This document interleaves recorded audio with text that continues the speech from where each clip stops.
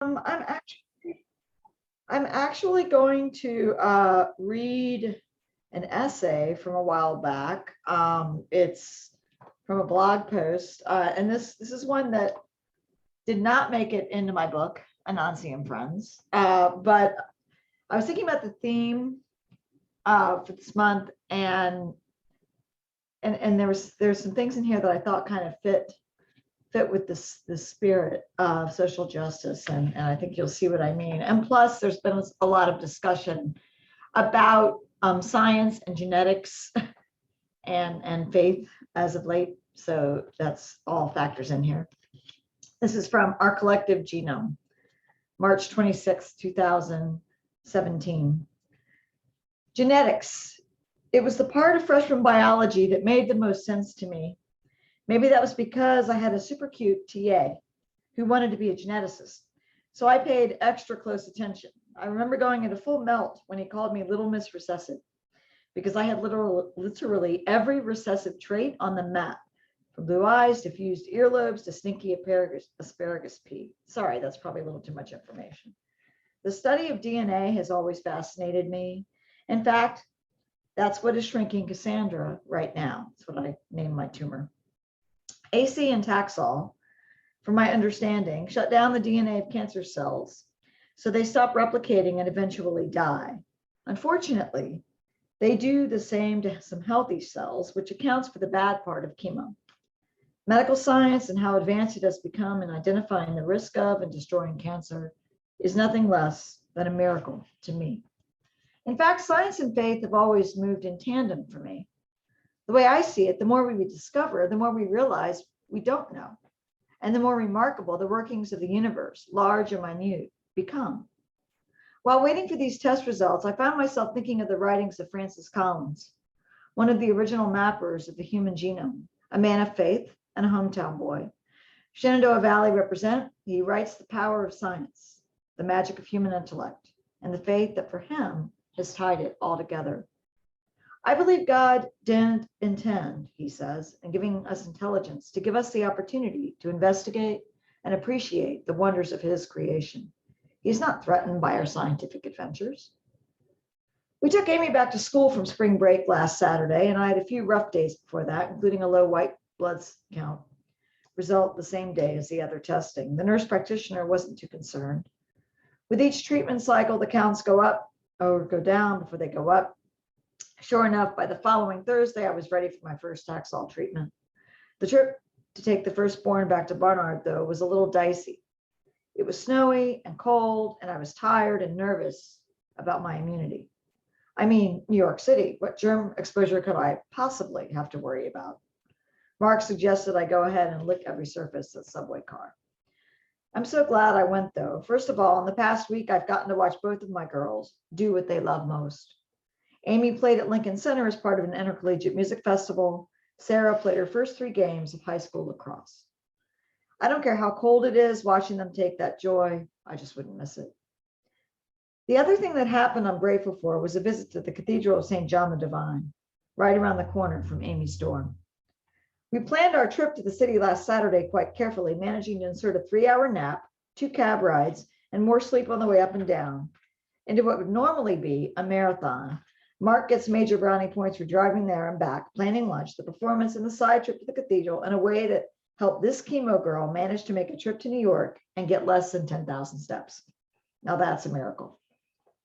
The cathedral's entire length was consecrated in 1941. Though construction began at the end of the 19th century and was halted during World War II. It is an active place of worship with services throughout the week. And at the time we were there, choir practice. I imagine it's quite prestigious to participate in the choir, and there was a group of 35 to 40 high schoolers wearing purple t-shirts, blue jeans, singing mass as we walked down the middle aisle, then off to the side. Proud mothers were shooting video with iPads while I stopped to look at a group of paintings in a circle close to the entrance. It was a collection of iconic portraits in gold frames, representing LGBTQ citizens and non-citizens, revering their struggles like Stations of the Cross. I stopped and closed my eyes to listen to the Vespers, reciting the Lord's Prayer for me, for them. Then I skirted around the pews to the left-hand side of the aisle, where in the nave, I saw the Poets' Corner, with memorials and quotes from many American authors, from Edith Wharton to Robert Frost to Emily Dickinson to Langston Hughes. There was a podium in front of the Poets' Corner that had on it the collected works of Eugene O'Neill. Eugene O'Neill in a church. Don't get me wrong, I adore O'Neill. It just seemed an interesting selection for the podium. I was introduced to him in AP Literature, where we read Morning Becomes Electra, A Long Day's Journey into Night, and Desire Under the Elms, after I suggested it to our teacher, Miss Walker. Yes, I was that kid. My classmates loved me. Miss Walker would start our O'Neill lessons with her uber energetic, "Life is tragedy, hurrah!" And we go into that night. I will always be grateful to her for all of the literature she gave us, unafraid to expose us to those whose words portrayed an often ugly truth. She taught us everything from Aeschylus to James Baldwin, helped us to understand these words by O'Neill. Man is born broken. He lives by mending, and the grace of God is glue. Sue Walker didn't teach us religion, but she loved teaching, and she loved us. That is a grace I never forgot, years after she herself succumbed to breast cancer. This idea that we are born broken is something I've been thinking about a lot lately. In a literal sense, scientists say that each and every one of us lives with cancer cells in our body. Which of us will have to go through chemotherapy, surgery, radiation, every means of medical science to keep living? That may be a matter of genetics. It may be a matter of luck. The fact that I'm lymph node negative, that my prognosis is as good as it is, that is a matter of grace. As I walked up and back down the side aisles of the cathedral, I noticed some photographs also on display.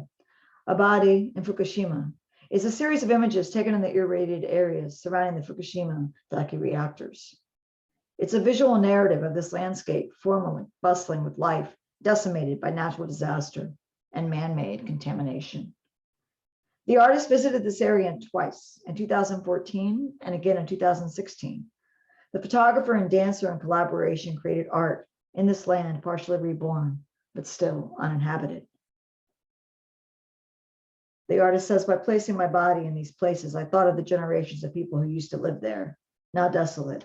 Only time and when continue to move. Ako Utake, co-creator of the exhibit. I looked at these photographs and listened to the music from centuries before. Tonight, I think of them in terms of our collective genome. We are all, as O'Neill said, bound by our suffering. Another famous American writer, Kurt Vonnegut, who had quite a bit to say himself about science and religion, once asked his son, Mark, why are we here? His response, to help each other through this. Yes, Mr. Vonnegut, your son was correct. We are all, no matter where we live, what God we do or do not worship, no matter who we love, no matter what we have to endure, here to help each other through this, because we are all of us, fearfully and wonderfully made. Thank you.